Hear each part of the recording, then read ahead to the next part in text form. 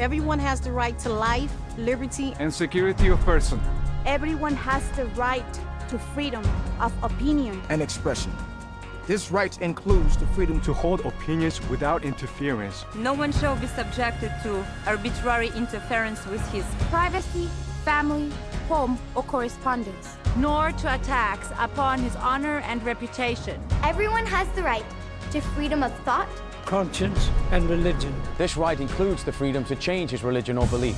All human beings are born free and equal in dignity and rights. They are endowed with reason and conscience and should act towards one another in a spirit of brotherhood. You can make a difference. Urge the world's governments to fully implement the Universal Declaration of Human Rights.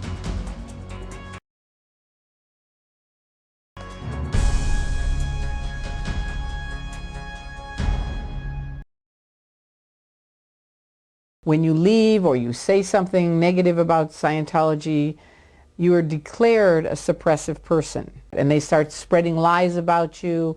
They told people I'm a criminal, which I'm not.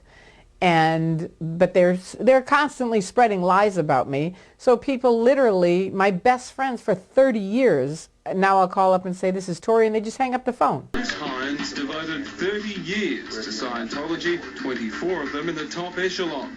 As an auditor, he was charged with conducting intense one-on-one counseling sessions with celebrity Scientologists. The church has an Office of Special Affairs, a covert group charged with silencing those who would criticize Scientology.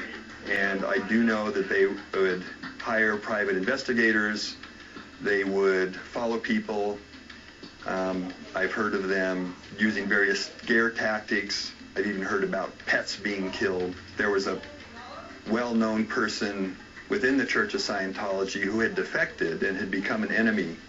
And I did see an order carried out to go through this person's auditing files in detail and write down all of the discreditable things about the person. I know some children who've killed themselves because they wanted to leave the Church of Scientology, and I think the pressure was just too much, and they've just killed themselves. I stood over one of my best friend's sons who died, who shot himself. I grew up in Scientology. I was born to Scientology. You basically can't do anything, so what are you supposed to do? Kill yourself? That's kind of what a lot of people's thoughts and answers to me was when I was a little kid. That was what they basically told me, is if you were an illegal PC, it would be better just to not be alive anymore. They call it dropping their body, and therefore they can come back in a previous lifetime and they can continue on the bridge. December 5th, 1998, Clearwater, Florida, the mecca of Scientology. In past years, 9 Scientologists have died here under mysterious circumstances. He said, Tori, you know, we're less than a year apart in age, right? And I know one person who's dead, and you know tons of your really dear friends are dead. Being a Scientologist as a child, they would constantly try to scare people, and I know I was scared as a child of people that were non-Scientologists.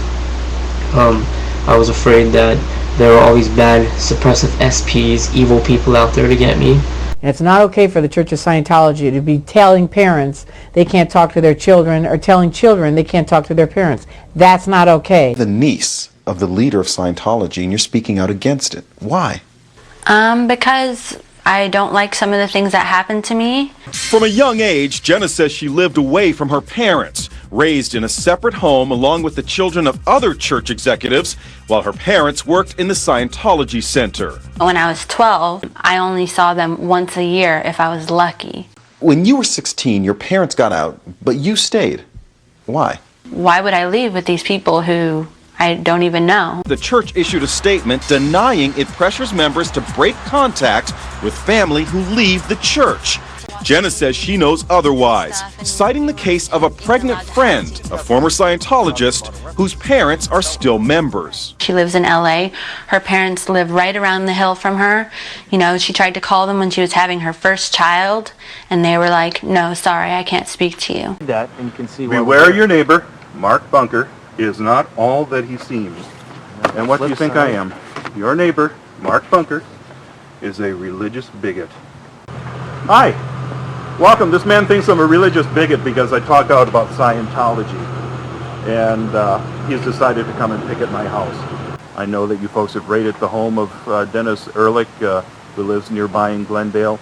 I know you raid the homes of people who have the tech. You know you got the crimes. You know you've done things. What is it? Spit it out. Well, we can make some good educated guesses. Yeah, what would they be? Oh, I'm sure you're a child molester myself. Okay, all right. He looks like it to me. I mean, that'd be my guess. I was the founding father of the Clearwater RPF. The first prisoner. I was the first prisoner. The first prisoner. And people really are prisoners. Scientology will say that people go voluntary. Absolutely not. He received this in writing, as shown by this document. Hubbard had charged him with 3 offenses: disobeying an order, neglect of duty, and poor work performance. Scientology has its own panel system with prosecutors, judges, and the accompanying prison camps. Of course, Scientology does not call them prison camps. They call it the Rehabilitation Project Force, RPF for short. These camps in the USA and Europe are run exclusively for people who don't fit into the elitist Sea Org. Hubbard determined the personal restrictions and penalties for them by 1974. The prison laborers are re-educated and made tractable by hard labor, compulsory hypnosis and brainwashing. Scientology sells the RPF to its thousands of Sea Org members as their last chance to stay in the elite unit. By order, the camp inmates have no liberties, they are isolated and may not speak to anybody. The reason is to further his control and domination of Scientologists and Sea Org members. Really no contact. You are not allowed to speak to anyone else unless spoken to. You ate after the rest of the crew, and you ate whatever was left after the rest of the crew was fed. You had to run everywhere. You can make a difference. Urge the world's governments to fully implement the Universal Declaration of Human Rights.